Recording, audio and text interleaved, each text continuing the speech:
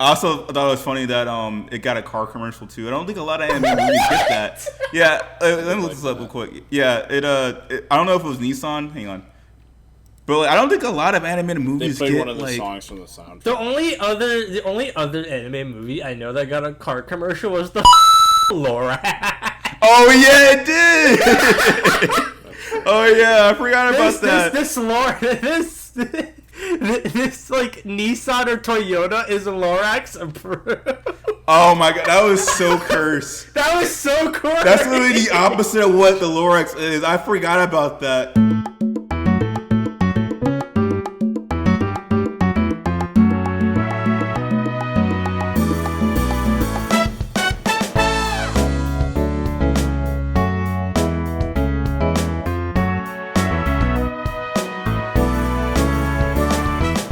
Hello, everyone, and welcome to the Everything's Better with podcast, the podcast where everything's better with the people I talk to. I'm your host, Aidan P3, aka Perry, and this is another review episode.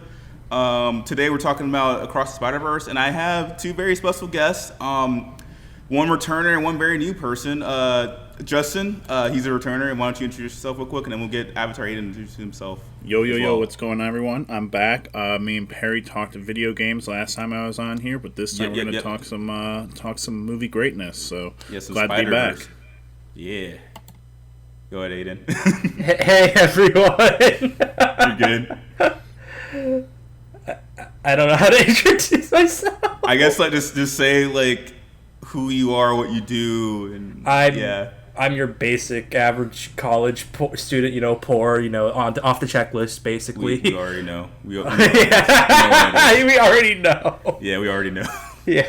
Yeah. I just talk about whatever I want, and mostly video games. But that's basically the gist of me. Yeah, you also talk about movies. We actually first met, in Yinsid's Discord server, which Yinsid was also a previous guest on this podcast. And you and I have like some disagreements on the Mario movie. Yeah, we definitely do. Yeah. I mean, long story. I don't like make this most of a podcast, but long story short, he didn't like it. I thought it was fine. Like I got his criticism, but I didn't think it was. I watched it again. I liked it less. Yeah, I just don't understand that. Like it's not like a 4 out of 10 for me. Yeah, it's. I mean, 4 out of 10 isn't terrible. I would say it's a solid 5 or 5.5, maybe even 6. But like, it's not that bad. It's just like it's just it's a fun Mario movie. Turn off your brain and like it just it's just a good celebration of the Mario franchise, and like it's just done a very nicely wrapped in a bow type of movie. And so I just think it did its job, and it wasn't anything more or anything less. However, go ahead. I mean, I get that, but it was just really disappointing for me because like. I mean, it's Mario. It just reminds me of like what Mario is in the current day than what it used to be. But Mario was never really like the thing Mario is known for is the fun of the gameplay and like the world and like the colorful colors and all that stuff. Not the story, like it's not. Like I don't mind like the story. It's your base. It's a Mario thing. It's not gonna have. Yeah. But like Mario was like the pinnacle of creativity, and I just don't feel it in this movie. I thought it was I thought like there were some things that did with the lore that was creative, but It was what it was. It did its job, and like I don't think at the end of the day, my complaints with it aren't. It doesn't ruin the movie for me. But that's kind of funny because like Into the Spider-Verse, Across the Spider-Verse movie we're talking about today, it's like the complete opposite of the Mario movie. It does what Mario does. Like it celebrates everything that we love about Spider-Man, everything Spider-Man was for like the past 75 years. And it's also like a very well done movie that pushes not only the superhero genre but also the animation genre. Like it's like the complete opposite, and that's why I think Into the Spider-Verse is so special. And we're gonna actually, I should have like outlined a timeline for everyone else, but we're gonna talk about Into the Spider-Verse first, just so everyone knows how we feel about it, and then we're gonna get into the Across the Spider-Verse. But like Into the Spider-Verse, I think that was like a sleeper hit for a lot of people. I think I don't know if a lot of people were really excited for that movie. Like people were definitely piqued by it. When the first trailers dropped, but like it was from the studio that made the Emoji Movie and like all those like very mediocre animated movies like Sony Pictures is I think Sony Animation Pictures. Yeah, Sony Pictures Animation. Yeah, but wow, like this I think my thoughts on Into the Spider-Verse are the same as everyone else's thoughts, but like just talk about a complete 180 from like literally the worst animated movie of all time to one of the best animated movies ever. With Into the Spider-Verse and the Emoji Movie, comparing those two. Like, what did you guys think of the first movie when you watched it? Hey, you want to go first? Yeah, either one. Go ahead. You could go first, Justin, if you want. Oh, but it's honestly my favorite movie ever. Honestly, yeah, me too. I think my current Twitter handle is Justin Hero Verse, and I just slap verse at the end of everything now for branding stuff. And just I'm just obsessed with it. But like P said, it was a marvel when it came out, and I think it took people. It's a Marvel movie. Good Sorry. one. Good one. Good one. But I think it caught people by surprise, and with the art style and the animation and everything.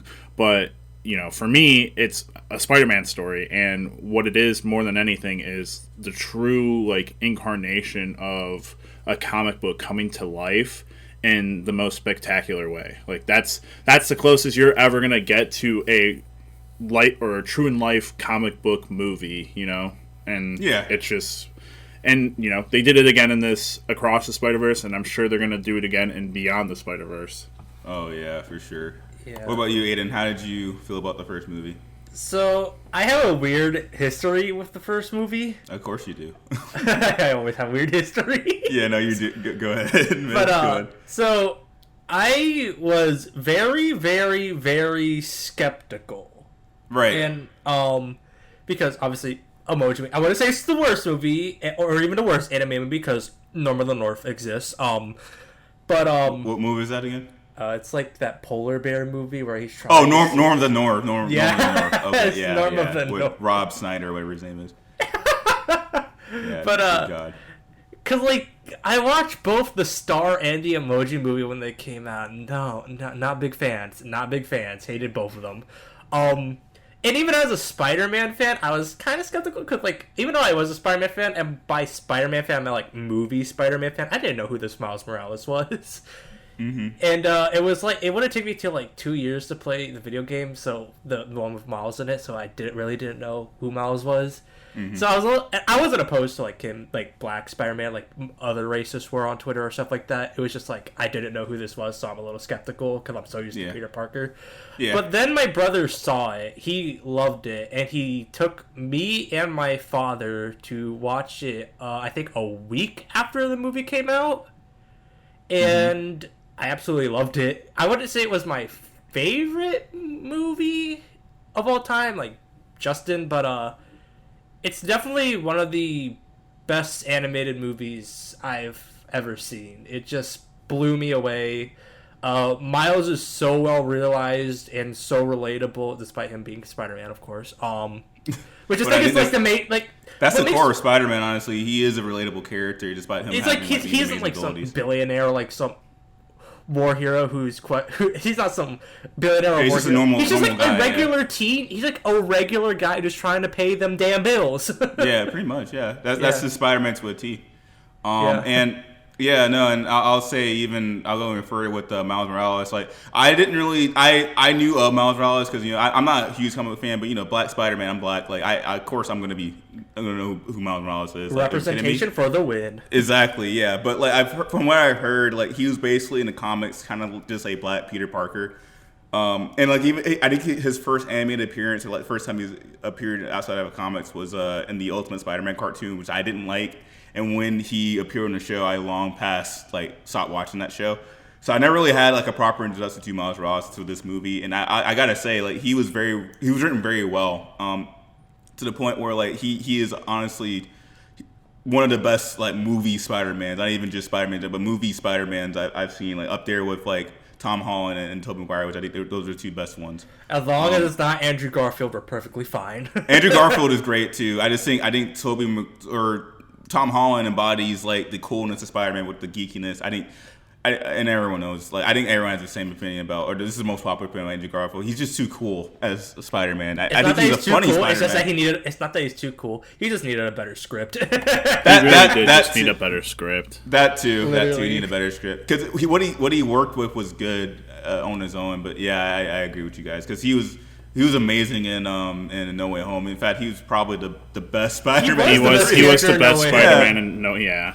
Yeah, he was just like, I love his chaotic energy and stuff like that. And I hope in Beyond the Spider-Verse, without getting any spoilers, we get to see Miles interact with the live action Spider-Man. That'll be really cool. Because there was a hint of that. There were 2 hints of that in this movie, and we'll talk about that in the spoiler review of this. But yeah, I think we got some. We're gonna be eating good when Beyond the Spider-Verse comes out for sure. Whatever they have planned for that. It's so funny because you guys are saying this. I have the complete opposite opinions of you guys right now already. What do you mean? What? Already, I despise the Tom Holland movies, but we're not here to. Oh yeah, I have a friend who forgot. despises all the Tom Holland movies. I like Homecoming. Homecoming's good, but. Yeah, Homecoming was like the weakest one because like it I don't Spider-Man. think it was the weakest It just one. had that like MCU humor that it's known for. Yeah, that's fair. But I think No Way Home Far From Home was good. It just didn't really do anything for me. Far From Home was like Far From Home. I know people will kill me over this because the internet. Far From Home is my favorite Spider-Man movie. Just that's in fair. general. You can have that opinion. That's fair. It's very true. It's kind of like the same reasons James, aka Shifterless, has. It's just like something about Spider-Man Far From Home just clicked with me.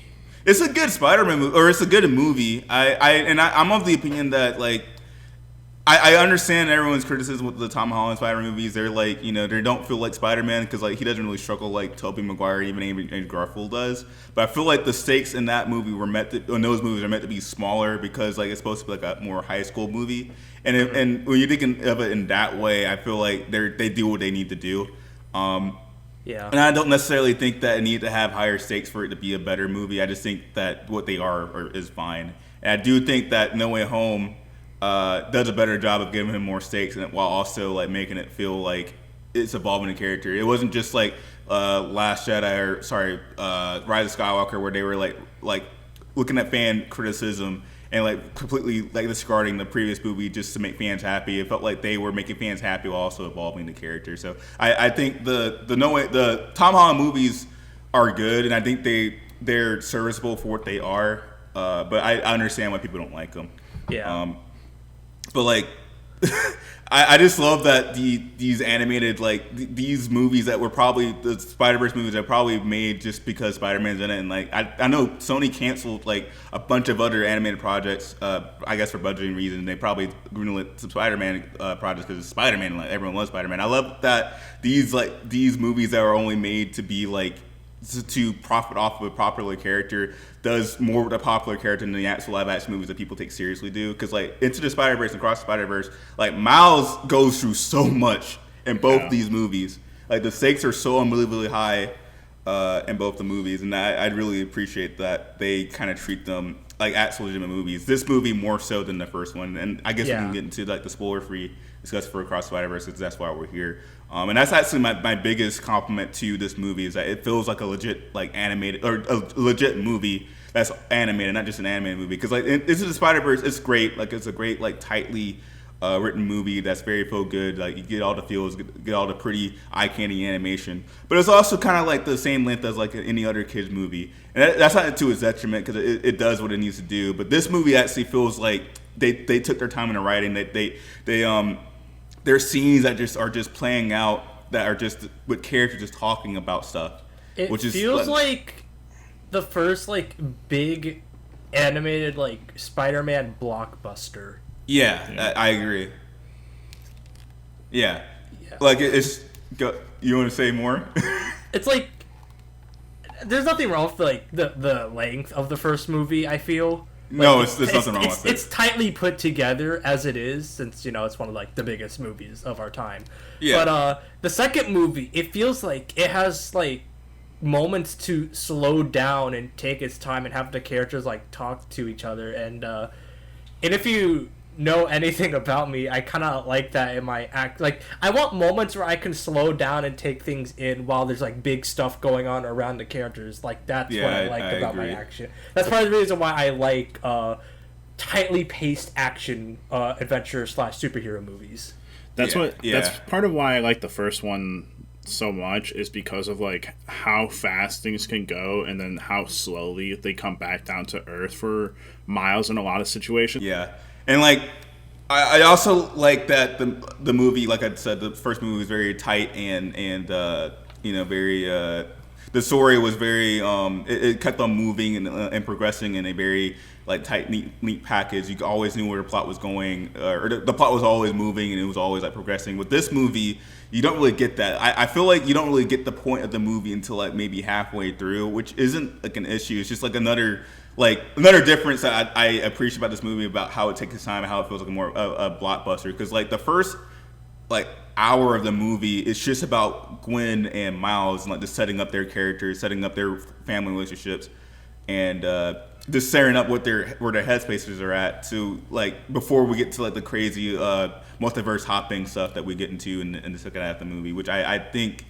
was very smart. And I think that's a criticism for some people, because I think people were saying, and we won't say what the ending is, but when the movie ends, it doesn't really feel very complete compared to like other cliffhangers like Infinity War or Empire Strikes Back. This movie, like, I feel like, and this isn't really criticism I have, it's just criticism I'm hearing around around YouTube and stuff like that. Just the way that it ends didn't really feel complete. And I kind of see what they're talking about, and we'll talk about the ending when we get there. I don't know why I'm talking about the ending maybe right now, but but I think like the way the movie is paced, it definitely earns that like cliffhanger. Just how it like just slowly got into everything. Like we don't really know what the plot of the movie is until like the second half of the movie, which I don't. Do y'all agree with that, or like I don't know? So you don't know the plot till like the second half? Yeah, because like, it doesn't really have a plot. Like it's just you hanging out with Miles and Gwen, and like go ahead. I'm of the opinion of these movies aren't like plot based; they're theme based. So the first one is about like everyone can wear the mask. That's what that whole story is about, and it's Miles going through from start to finish. Like when he gets bit and he meets his Peter, his Spider-Man, his Peter. He goes, you're like me, and he goes, I don't want to be. He's like, I don't want to be Spider-Man right from the get-go. And then he goes through that journey of like, all right, I have to be Spider-Man, but he doesn't get what it means to be Spider-Man. And he gets all the help from everyone, and he goes through, and I love the shots of the first time they go to Peter's house, and they go into the garage. And the Spider Cave. Yeah, the Spider Cave. And Miles sizes himself up into one of the suits, and his head only reaches the chest of the suit. And then, when he goes back for the What's Up Danger scene, his face, goes in or reaches all the way into the mask, signifying that he is, Spider-Man now. Which, love it. But, I just think that this... And I'm not gonna say what I think the theme of Across the Spider-Verse is yet, but I do think that it's more about like, hey, what is the theme of this movie, and why was it accomplished? And that's why like when you talk about the ending, that's why I feel like you have to be like, all right, did they accomplish what this theme set out to, ask questions, and was there an answer, or was it purposely just asking a question to be answered in the next movie? Okay. I got you. And you know what? I'm gonna change the format of this episode a little bit. We're just gonna talk about spoilers and just talk about our thoughts around it. So, because I want to dissect what you just said, Justin. But if you haven't seen the movie yet, go see it. It's great. I rated it like a 5 out of 5 on Letterboxd. Yeah. But honestly, it's more of a 4.5. It's an amazing movie, but I think Into Spider-Verse is a little bit better. It's definitely 5 out of 5 on Letterboxd. So what we're gonna do is we'll just talk about like whatever in the movie, and we can like give our general thoughts as we talk about it, because I do kind of want to dissect what Justin just said. But yeah, this is your spoiler warning. 3, 2, 1, penguins. Okay, so that's a Schaefer Lewis reference. But so Justin, you said the first movie didn't really have a plot. I understand what you're trying to. I understand what you're trying to say, because like it is more about the themes. Like the plot is very generic. It's just kind of like the save like the I guess the multiverse plot, because like the whole point of the movie was for Miles to basically send his. It's just Spider-Man stopping Kingpin. That's what. Yeah, Spider-Man stopping Kingpin and saving the multiverse, and also saving the Spider people and all that stuff. We knew that from the very beginning of the movie. And Across the Spider-Verse, me personally, I didn't really know like where the movie was going up until the I guess the climax, where Miguel O'Hara, played amazingly by Oscar Isaac. He's Spider-Man 2099, which he was an amazing character. When he revealed what the canon was, and like that whole sequence of revealing that like every multiverse has like a plot line that everyone has every Spider-Man has to experience in order for the multiverse to collapse, and then he reveals his dad's gonna die, or his dad has to die in order for the multiverse to stay together, and that I feel like that was the plot of the movie, or at least that was the driving force of the movie. But we didn't really get that until like maybe the hour and a half mark, and I before that it was just like fun. Multiverse fun, and before that it was Gwen and Spider-Man, like getting to know them more more them and their family more than we did in the first movie. And I feel like there was really no plot that was driving the movie until that point. Does that make sense, what I'm trying to say? Yeah, I think so. Yeah. Aidan, what did you think the plot or the theme was for Across? Yeah. I don't really think about that on the first viewing. Like I said, I'm only saw it once. Right. I just try to soak in what I see on the first viewing, then I rewatch it and then look into like themes and messages. Well, you gotta have an opinion on it. Like you're an interviewer, you gotta have an opinion on it. But like I think with the fuck. I didn't mean to put you on the spot. You're good. I can tell you what I think it is, and when you go and watch it this next time, you can put it in the Discord of like, hey, I think you're right, or hey, I think like it's close to this. But yeah, go ahead. It's for me.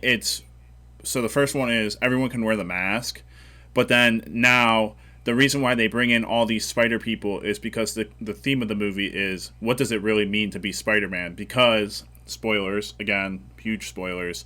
When they're chasing Miles, well, first of all, when the movie starts, obviously it's Gwen narrating, and the entire time, she's talking about Miles, but each time she says something about Miles, she's like, and he wasn't the only one, and he's not the only one, referring to, she also has these same problems.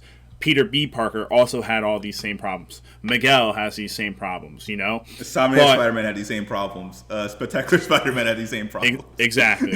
So, when we get to the middle part of the movie, like Perry's saying, it becomes evident what the theme is when Miguel, catches him and he's like, are you sure you're even Spider-Man? He's like, you're an anomaly. You're not supposed to be Spider-Man. Yeah, you're an anomaly. You're the original anomaly. Exactly. I think I actually agree with you on this, actually, now that I think about it. Yeah. Yeah, and so, that's why, and I'm so sorry, like, I'm getting, like, right smack dab into, like, the big spoilers, but that's why, at the end, again, the huge, big turnaround, like, oh my god moment is the whole 42 thing, right? Where in that universe where the spider was supposed to bite him, and Aidan, this is gonna be super tough, but when you go back to watch it, and anyone who has watched it that is listening to this and is planning to see it one more time, when you watch it, when Miles is fighting the Spot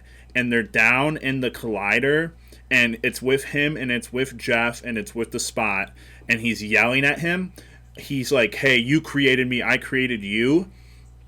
He does flashbacks, And in one of the flashbacks, you see the spider get teleported right before it was going to bite the Miles Morales of Earth 42. Yeah, I saw that too. Oh my god! Because that Miles, it was with Miles and his dreadlocks, Aaron, and that Miles had the dreadlocks. I Yep. saw that too. I thought I was like, I wish I could like rewind, because like these movies you have to rewind them. Like you can't do that in a movie theater. But like I was almost like, my mind's playing tricks with me. I didn't see that, but you saw that too. Yep. So that did happen in the movie. Dude, that was, yeah, no, they definitely foreshadowed like the ending super heavily. They honestly foreshadowed the ending to this movie, or the revelation that Miles was supposed to be Spider-Man, and this spider was from a different universe back in the first movie. Because like, what is like one of the first things we see in Into the Spider-Verse in this movie? That the spider glitches. Yeah, the spider glitches and the number 42. Remember, like the bingo ball that always falls. You see that in the beginning of Into the Spider-Verse and Across the Spider-Verse. In the beginning of both those movies, like they heavily like foreshadowed that even back Into the Spider-Verse. That's just crazy to me. Like how good. And the other thing is, and I'm sure you've probably seen it on Twitter by now, but when Miles met the Peter Parker of his universe in the Spider-Man, when their spider tingles go off, his were green and purple because he was supposed to turn into the Prowler like he does in Earth 42. Oh, that's so cool. That's so clever. I didn't even realize that. That's actually really cool. Yeah. Yeah. Dude, these movies are. Oh that's why I've be. seen it 3 times. Like I pick up on these things that, like, oh my lord, I want to tell you guys about, like, all right, oh my god. I feel like I'm derailing us, but I gotta say this. No, go One ahead. of my favorite character and favorite design is Spider-Punk. Oh yeah, he's great. How can you hate Spider-Punk? But before you get into the Justin, the only criticism I had with Spider-Punk is I couldn't understand him. Exactly. Even the second time. Like, is that what you're about to say? Yes, and that's the only Yeah. problem. But the reason why I love that problem is because let me blow your minds with something really quickly.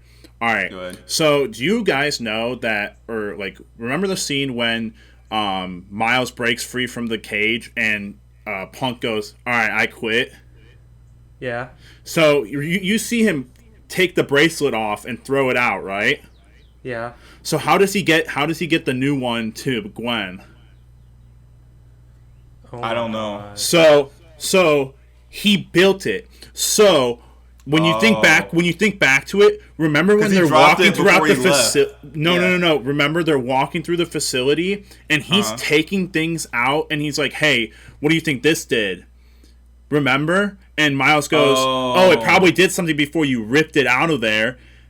And through that whole scene, he is taking parts and pieces from the facility so that he can make the new watch, because he knew all along that they were going to turn on Miles. That's actually pretty crazy. Yeah, that's Another actually, reason why Spider-Punk is big. Dude, he's so Spider-Punk cool. is a great character. And this movie's just so crazy to have things like that. New characters they introduced in this movie, all fantastic. Like, probably my favorite cast in between the two, out of the two that we got so Yeah, far. I miss Spider-Man Noir and Spider-Pig. We saw a little bit of Penny Parker in this.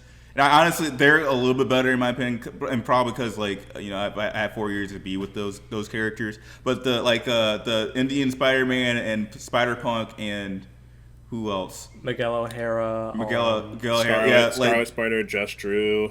Yeah, they're great additions. They're honestly Miguel O'Hara and Just Drew were probably the coolest Spider characters I've ever seen. Probably the coolest movie characters I've ever seen. They both have so much riz and just swagger and all that stuff. Just in their designs and their power sets and all that stuff. I've seen Spider-Man 2099 before. In the I haven't played a game myself. As of time, the Spider-Man game Shattered Dimensions. Or they're in both. He's in both. I've seen him in that, and I've seen him a little bit in I guess he was in Ultimate Spider-Man cartoon. So I was very familiar with the character. But this is probably the best he's ever looked. From his design to his theme in the entire movie. The little electronic theme that kind of sounds like Spider-Man. What is it called? The Spider-Man cartoon that was in the future. Unlimited. Yeah, Unlimited. Yeah, it I sounds like Spider-Man love Unlimited. Unlimited. Oh my lord! I was hated so it, but happy the to theme was see cool. him. Yeah, no, and he was in the movie too. Yeah, Spider-Man Unlimited was in the movie. He was like not front and center, but he was more detailed than the rest. Yeah, he was in the background for sure. Yeah, but Spider-Man 2099 was great, and I love that. He's pretty much like a secondary antagonist, but like he is his motivations.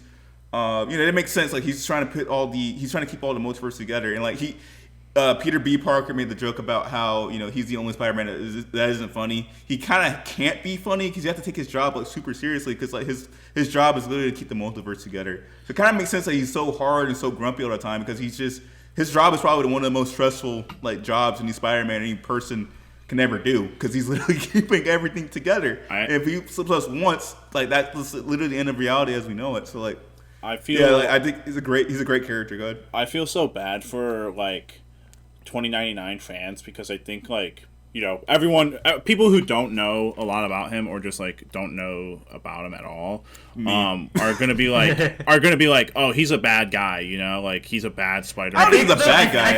I think the trailer is trying to set up a pleasant guy for sure. Go ahead. I think this is something I noticed after I saw the movie and was thinking about it. I think like the trailers were trying to like mislead us into thinking that the Spot was like a joke villain, like right, and that Miguel was gonna be, and like it's like a cool twist.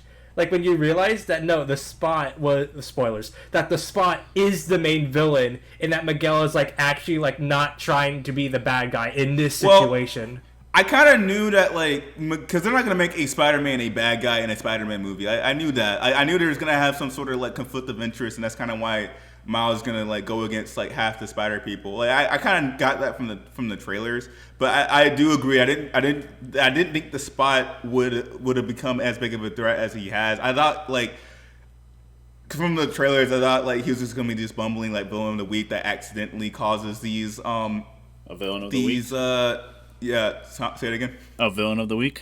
Yeah, I thought he was just gonna. I thought the main conflict or the main like multiversal drive was gonna be him accidentally making like the multiversal tears or whatever, and like the main conflict would have been with like the Spider people. But like no, he's actually a legitimate threat, and like I think his motivation of being like just trying to get stronger so he can be a competent like villain for Miles. It's kind of funny and ridiculous, but it also kind of like it's a good threat that the Spider people have to solve, and also cause that divide that they have.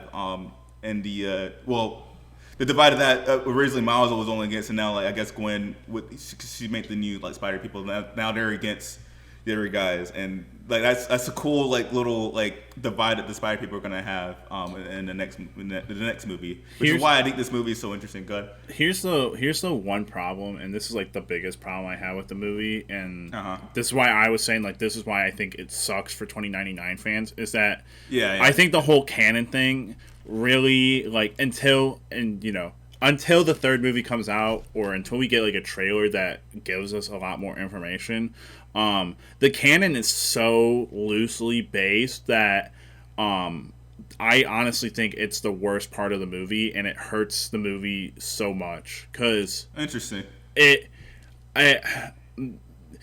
Miguel, and if this is like the twist, I will applaud them, but I think the twist is that the canon only happened that one time with him because he inserted himself into a situation, whereas, all these other Spider-Men, they're not inserting themselves into situations and staying there for long periods of time. The thing that's happening in Spider-Man India's world, they were there for only an hour. So, it's not like people are disappearing and flashing like they did in Miguel's new world. Right. And so, he's like, oh, Miles is the anomaly and he's got all these problems. Yet they still know that he has his own canon. So he must be Spider-Man, and he must, things must happen, but he's already screwed up the canon for everyone that's, and this is the other thing that's crazy when you think about it. Everyone that's into the Spider-Verse has already had their canon screwed up. Gwen's dad is no longer going to be a captain, which was in her canon. Peter B. Parker was never supposed to get back with Mary Jane or have a kid.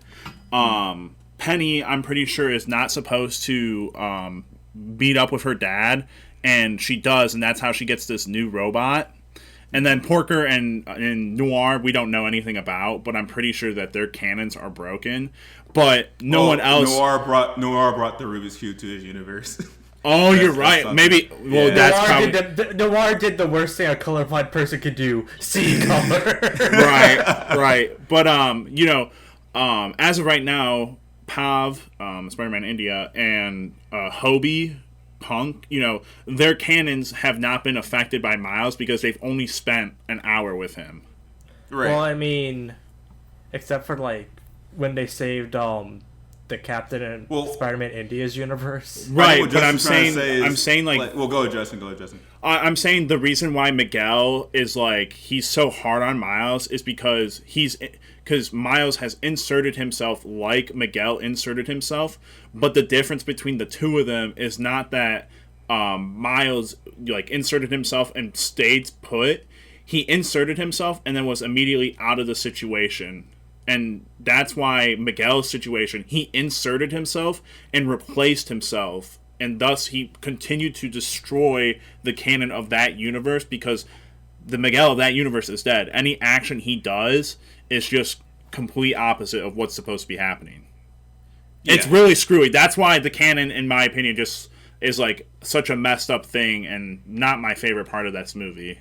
Yeah, I agree, and I was kind of thinking of those plot holes as well. I didn't really know how to formulate in the words, but I think you kind of nailed the hammer in that. I think the canon is definitely a cool idea, and it does make an interesting like moral dilemma and a very interesting and compelling like plot line for the next movie to delve into. But when you think about it for too long, it does kind of like the plot holes start to like expand. And that's why I just think that's why you don't say it's a plot. These aren't plot-based movies; they're theme-based movies. Because if you try to pin it down to a plot, you're going to be like, oh, you're going to try poking holes into a lot of these things. But if you're like, hey, there's a theme to this movie. Throughout the movie, that happens, this and that happens, and they conclude on this. But it ends with them still going and having a cliffhanger. It doesn't matter because Gwen's story is the one that starts and ends this movie. And thus, she has a completed storyline while also continuing into the next movie, just like Star Wars did, and other movies with trilogies and such have done. Yeah, and I guess if we want to talk about it and to get into that, I agree with you, and I disagree with the critics that say that this movie's ending didn't really feel complete because like it kind of does. I think what they're really talking about is like how things end with like Miles, like the reveal of like he's in the 442 universe and he's about to face off against his alternate version of himself, who is the Prowler, and how this ends with him like being trapped and stuff like that. I think like people were saying that they could have like added more movie to it instead of it just ending cut off like that, and like they just ended it abruptly. It felt abruptly ended because like it could have continued. Whereas with Empire Strikes Back and Infinity War, like the way those movies ended, it couldn't really continue right off. It had to have like some sort of a gap for the heroes to collect themselves and like take on the threat that they didn't take care of in the previous movie. Whereas with this movie, it just ends with before like a fight happens with him. Because you probably remember Justin, but like it doesn't necessarily end with Miles being trapped, because you kind of know like Miles is Spider-Man. He can get out of like that chained mechanism he was in. Like he saw Peter B. Parker get out of it easily, and you can see that his finger is about to like electrify the chain before he escaped. But the movie cut off before you get to see him do that. There better be at the very beginning of this next movie, and this isn't an original idea, but I saw this and I wholeheartedly agreed. There better be the line of "Don't watch the mouth, watch the hands." And that's how he's got to escape. Like that's got to be what happens. Otherwise, I will be a little bit disappointed. Yeah, but you should be ashamed of yourselves, Marvel. Yeah, but it writes itself. I'm fine with that. I'm fine with this movie ending like that, because like we already got so much in this movie. Like the money item, or like the big budget thing that was in this movie was that Spider-Man chase, like the where like all those hundreds upon hundreds of Spider people chasing after Miles. I don't even want to know how many man hours it took to animate that scene. Like, just it's so like it felt very intricately planned, but also the way it was executed was very like it just felt very chaotic and and just so jam packed with references and like just a lot of people moving around and stuff. I don't even want to know. It's very busy. It's very busy. It is very busy. Like you have to watch it like at least 10 times to understand literally everything they're trying to do. With You have that to like buy the movie digitally and just slow it down to like 0.25 speed. Or something like that too. So yeah, like we already got so much in this movie alone. Like this already feels like a complete movie. Does it end abruptly? I guess you can make that argument, but I don't think that's to the detriment of this movie. All right, hold on, really quickly before we keep going. Favorite Spider person from everyone here that isn't like a speaking or not a speaking role, but like who's a part of like the main group. So like not Punk and not Spider-Man India, but like one of the other background characters from the lobby or the Spider Society. I gotta go with the Spectacular Spider-Man, man. Like that is literally my favorite Spider-Man cartoon. Like it was so awesome to see him, voiced by Josh Keaton, the original actor. That's really hard because so like awesome that's kind of hard for me because like I had a hard time looking at the Spider-Man, like how many Spider-Man there were in like one shot alone. But Peter Parker is pretty funny though. Yeah, Peter Parker was good. That was an awesome one.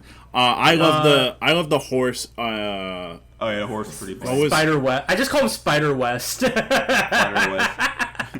I love that scene when they're running or like they're chasing and he's like on the count of 3 draw. And he's like 3. But he's like you didn't wait till 3. Yeah.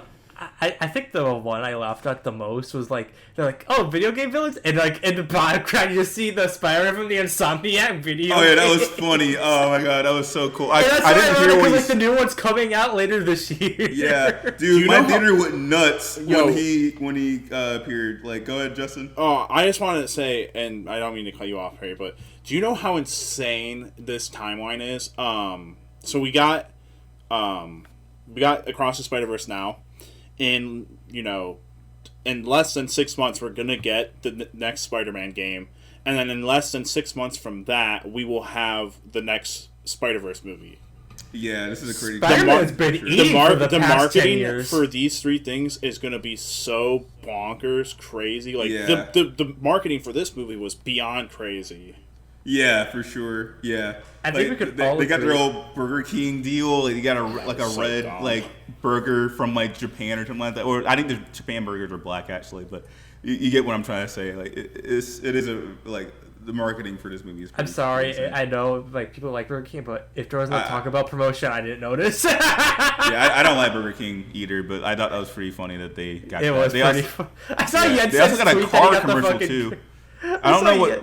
Go ahead. I saw Jensen's tweet that he got the fucking Spider-Man Burger King crowd. Oh my god, you wouldn't catch me dead in a Burger King. I love this movie. I love Spider-Man. Will not go to Burger King for Spider-Man. Right. I'm sorry. I won't do it. I also thought it was funny that it got a car commercial too. I don't think a lot of anime movies get that. Yeah, let me look this up real quick. Yeah, I don't know if it was Nissan. Hang on. But I don't think a lot of animated movies get one of the songs from the soundtrack. The only other anime movie I know that got a car commercial was the fucking Lorax. Oh yeah, it did. Oh yeah, I forgot about that. This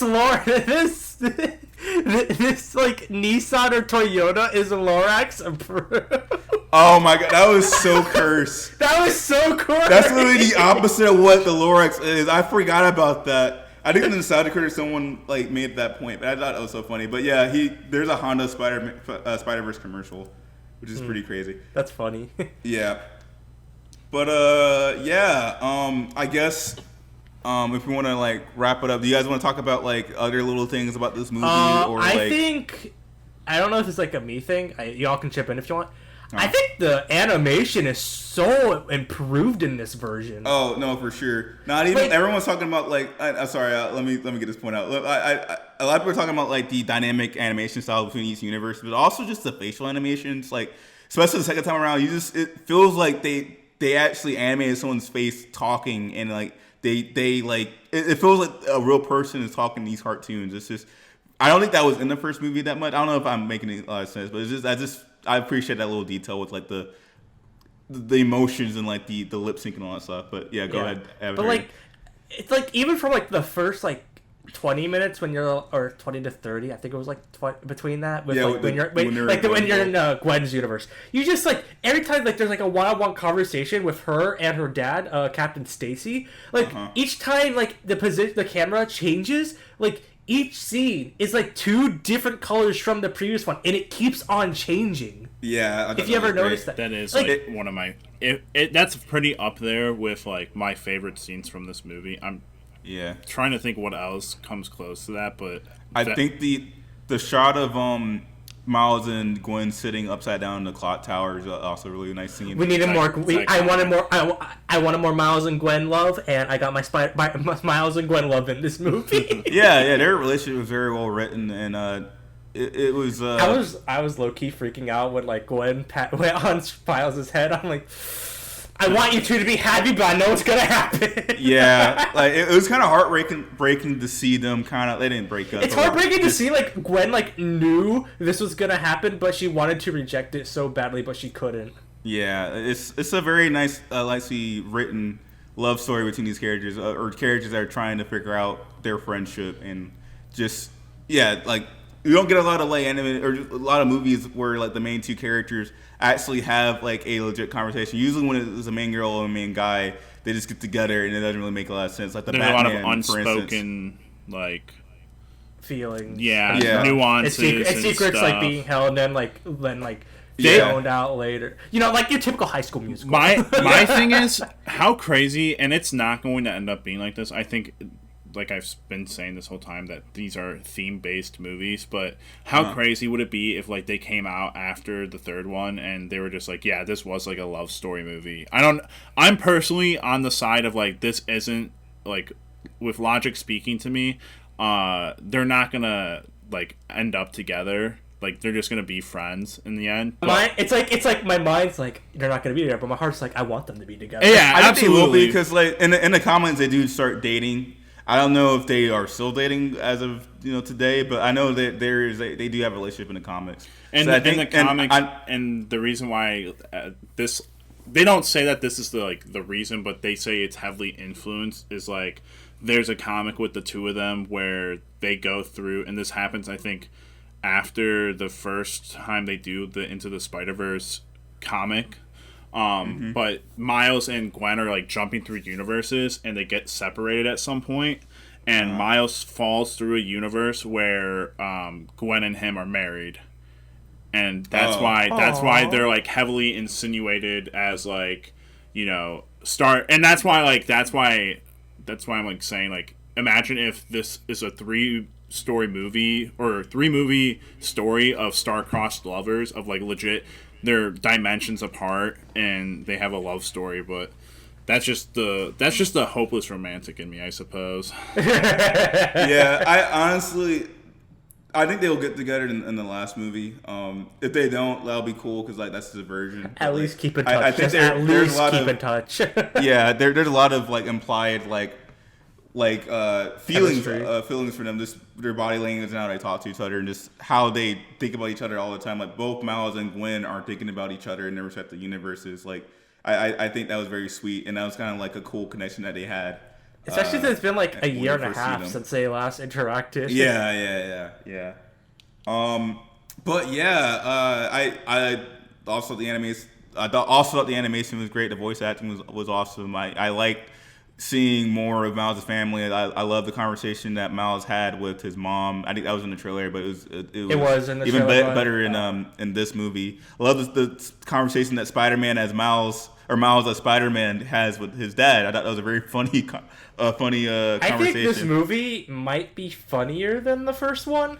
Yeah, I think it's possible, just because there's more room to have jokes. I just feel like the jokes in this, like when I saw the first one in theaters, or like even on rewatches, I had a chuckle here and there. But no, on this, when I watched Across the Spider-Verse, I was laughing out loud, and I never do that in a theater environment because I respect theaters way too fucking much. You know, my theater was laughing when Miles was like, or when Dave was like, man, I expect more about my son, and Miles the Spider-Man was like, well, maybe you should get off his ass. Yeah, right. And everyone was like busting out laughing. That's damn good. That's so unexpected. Yeah, there's a lot of cursing. I in the movie, loved too, which I loved the respected. Dark Garfield one when she's just Oh, ripping yeah. off names and everything, and then Jess Drew comes back and she's like, oh, we could use her, and he's like, no. And it's like, is it because she called you Dark Garfield? Dark Garfield. Yeah, that was good. Also, I think the score is more varied in this one. Like, oh yeah, for sure. So this is something I noticed on like when I first watched it. Like, you notice that like Gwen's universe music is more like low like drum or like lo-fi drum beat. It's kind like of music. Not punk rock, but like the I alternative wrote rock. this in my upcoming script on a short review of it. It's like lo-fi rock. Hold on, let me see if I have it. Yeah, I have it right here. Yeah, it's like alternative rock or something. Yeah. It's like it's a more I say it's more rock. It's more rock and roll, but like to a lesser beat. When she's thinking about Miles and runs away from her band.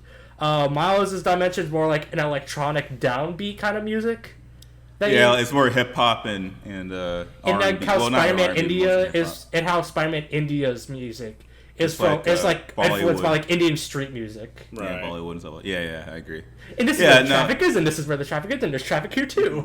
Yeah, that was. I missed that joke the first time because like there's so much going on in that movie. Like the whole like mobile or like Indian Spider-Man universe. Like I think I just like I felt like I was on a drug trip when I was watching because there's so much was happening at once, and I missed like literally all the jokes that was happening there.